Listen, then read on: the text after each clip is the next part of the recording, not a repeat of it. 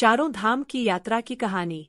एक प्रेरणादायक धार्मिक कथा, भावनाओं, भक्ति और आस्था से भरी हुई। प्रस्तावना। भारत देश में धार्मिक यात्राओं का विशेष महत्व है। इनमें से चार धाम यात्रा सबसे पवित्र मानी जाती है।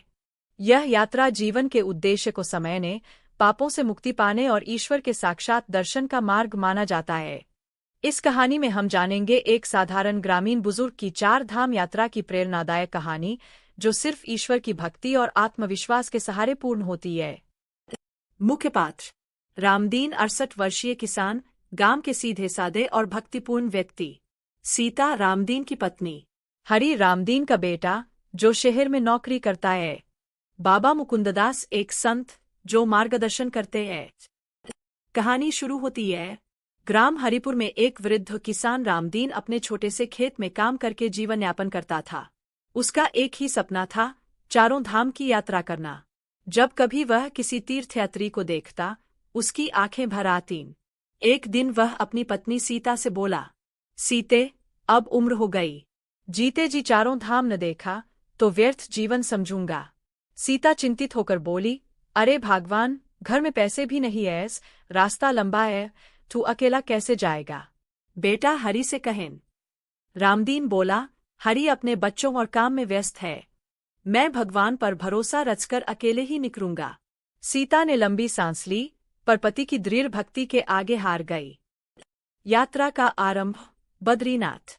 रामदीन ने एक गहरी में थोड़े कपड़े और कुछ चनेपताशे बांधे और चल पड़ा।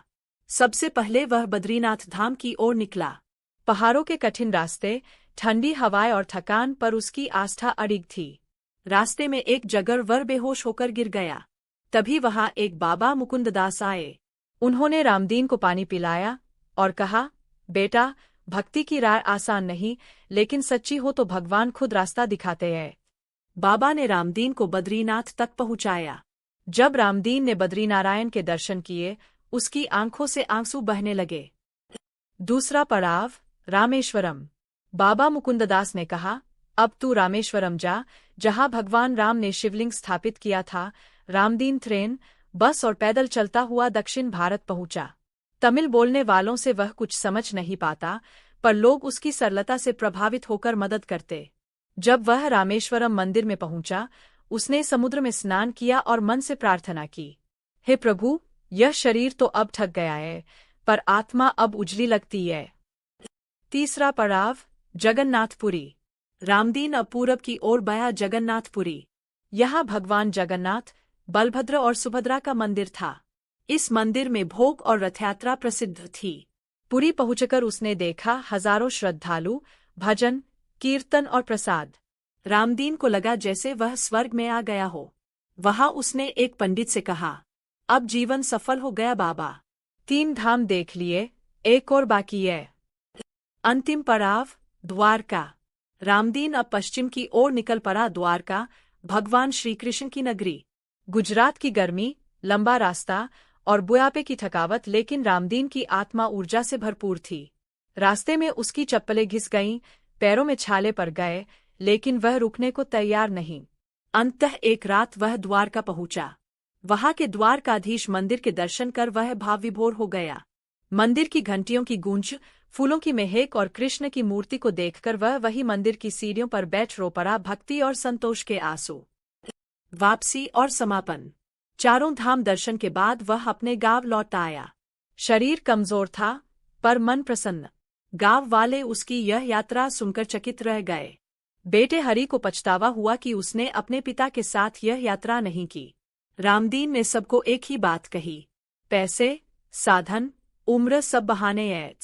अगर नीयत साफ हो और भगवान पर भरोसा हो, तो चारों धाम तो क्या, आत्मा भी परमात्मा से मिल जाती है। शिक्षा और संदेश।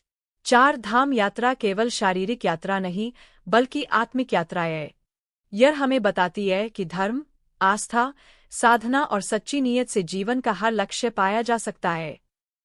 यदि आप चाहे तो मैं इस कहानी का विस्तार कर भावनात्मक कथा में रूपांतरित कर सकता हूँ। बताइए। केदारनाथ की कहानी और इतिहास भारतीय संस्कृति, धार्मिक आस्था और प्राकृतिक सौंदर्य का अद्भुत संगम है। यह स्थल उत्तराखंड राज्य के रुद्रप्रयाग जिले में स्थित है और चारधाम यात्रा का एक प्रमुख भाग है। इस पवित्र धाम से जुड़ी पौराणिक कथाएं, ऐतिहासिक घटनाएं और प्राकृतिक आपदाएं इसे और भी रहस्यमय और प्रभावशाली बनाती है। आइए केदारनाथ के इतिहास और उससे जुड़ी प्रमुख कहानी को विस्तार से जानते हैं। केदारनाथ का पौराणिक इतिहास। 1. महाभारत काल से संबंध। केदारनाथ मंदिर से जुड़ी सबसे प्रमुख कथा महाभारत काल से जुड़ी है।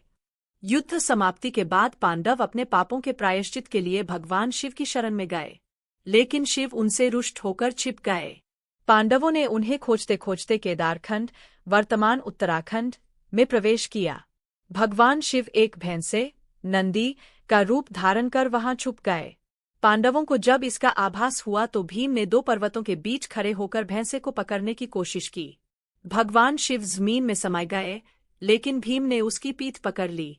उसी स्थान पर शिव ने अपना पीठ प्रकट किया और वहीं पर केदारनाथ मंदिर बना।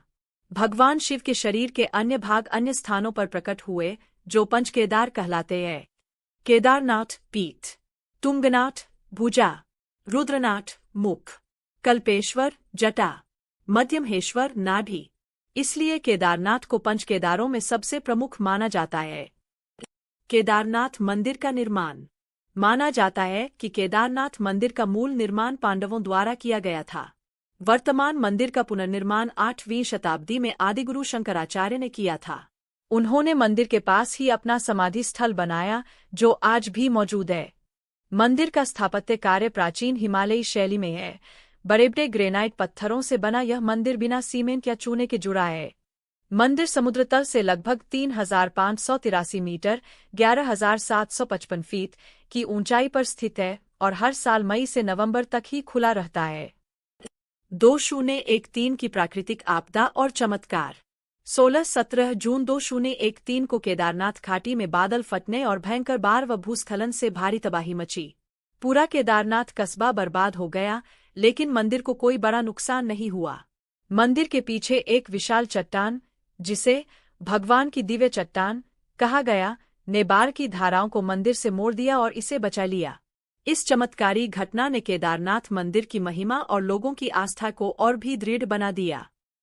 केदारनाथ की धार्मिक मान्यता। केदारनाथ को